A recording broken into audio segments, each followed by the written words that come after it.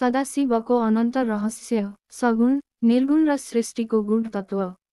सदाशिवलाई सगुण र निर्गुण दुवै रूपमा चिनिन्छ। प्रकृतिमा पूर्ण रूपले शून्यता हुँदैन।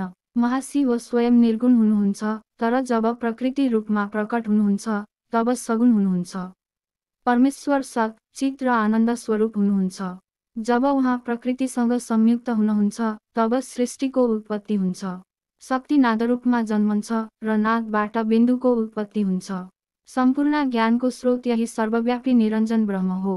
उहाँ नै साक्षी स्वरूप हुनुहुन्छ, जसले उत्पत्ति र विनाशको प्रत्येक क्षणलाई देख्नुहुन्छ। प्रकृति र पुरुष सृष्टिको आधार। सृष्टि प्रक्रियामा प्रकृति र पुरुष अभिव्यक्त हुन्छन्। कतिले यसलाई प्रकृति भन्छन्, कतिले पुरुष। ब्रह्म शब्द अतीत, निर्मल र प्रकाशमय छ। ब्रह्म मन, बुद्धि, वाणी र कर्मभन्दा परे छ। साधकका लागि आवश्यक कुरा के हो भने ब्रह्म नै सृष्टिको मूल हो। जसरी प्रकृतिले इच्छा गरेपछि पुरुषबाट सृष्टि उत्पन्न हुन्छ, त्यसरी नै पुरुषले चाहना राखेपछि प्रकृति सक्रिय हुन्छ। जब प्रकृति विपरीत दिशामा सक्रिय हुन्छ, तब सदाशिव पुरुष रूप धारण गरी सृष्टि विस्तार गर्नुहुन्छ। जब प्रकृति हुँदैन, तब सदाशिव निर्गुण र निर्विकार रहनुहुन्छ। प्रकृति उत्पन्न हुन साथ शिवको स्वरूप परिवर्तन हुन्छ। त्यसपछि नाद उत्पन्न हुन्छ, नादबाट शक्ति, अनि शक्तिबाट बिन्दु उत्पन्न हुन्छ।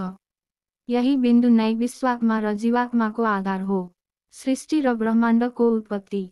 सृष्टिको आरम्भमा निराकार ब्रह्म निष्क्रिय समाधिमा थिए। जब केही नभएको अवस्थामा उहाँले आफ्नो लीला आरम्भ गर्नुभयो, तब एक भँवर जस्तो चक्र उत्पन्न भयो। यस चक्रको शिखरमा एक दिव्य ज्योति चम्किरहेको थियो। यो ज्योति ऊर्ध्वगमनमा घुमिरहेको थियो। यसको प्रभावमा अर्को चक्र पनि उत्पन्न भयो, जुन अधोगामी दिशामा घुम्न थाल्यो। यी दुई चक्र जब एक आपसमा मिले, तब एक महानाद उत्पन्न भयो, जसलाई शब्द ब्रह्म भनिन्छ। यही ब्रह्मनादबाट बिन्दुरूप विश्वात्माको उत्पत्ति भयो। यही सूक्ष्म रूप वामनावतार थियो, जसले आफ्नै योगमायाले प्रकृतिलाई विकसित र पोषित गर्यो। सदाशिवको लीला अवर्णनीय सत्य। सदाशिवको लीला अनन्त छ। उहाँ निर्गुण हुनुहुन्छ, तर सबै गुण उहाँबाट नै उत्पन्न हुन्छन्। उहाँ चेतना शून्य जस्तो देखिनुहुन्छ, तर सम्पूर्ण चेतनाको मूल उहाँ नै हुनुहुन्छ। उहाँको कुनै आकृति छैन, तर सबै आकृतिहरू उहाँबाटै उत्पन्न हुन्छन्। ऋषि मुनिहरूले भन्नुभएको छ कि यो सम्पूर्ण सृष्टि वास्तवमा एक भ्रम मात्र हो। इन्द्रियहरूले देख्ने, सुन्ने, अनुभूति गर्ने संसार वास्तवमा मायाको जाल हो। सत्य त यही हो कि सृष्टि नामको कुनै वस्तु छैन, केवल ब्रह्म तत्त्व मात्र छ। शिवका 10 अवस्थाहरू। सदाशिवको 10 रूप हुन्छन्, जसमा ईशान, तत्पुरुष र सद्योजात 3 प्रमुख रूपमा अभिव्यक्त हुन्छन्।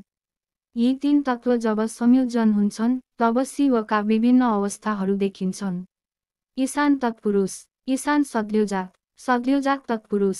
यी सबै अवस्थाहरू मिलेर शिवको पूर्ण स्वरूप निर्माण गर्छन्। रुद्र साधनाको गोप्य रहस्य। रुद्र साधनाका लागि सर्वप्रथम रुद्राणीसहित रुद्रको ध्यान गर्नुपर्छ। यसपछि निम्न विधि अपनाएर साधना गर्नुपर्छ। 1. मणिपुर चक्रमा पुगेर साधकले पहिलो चरणमा रुद्राणीको यजन गर्नुपर्छ। 2. त्यसपछि ओम नमस्ते रुद्र रूपिण्यै मन्त्र उच्चारण गर्नुपर्छ।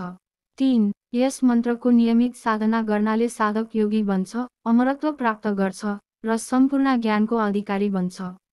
यस प्रकार सदाशिवको रहस्यलाई बुझ्ने साधक मोक्षको मार्गमा अघि बढ्न सक्छ।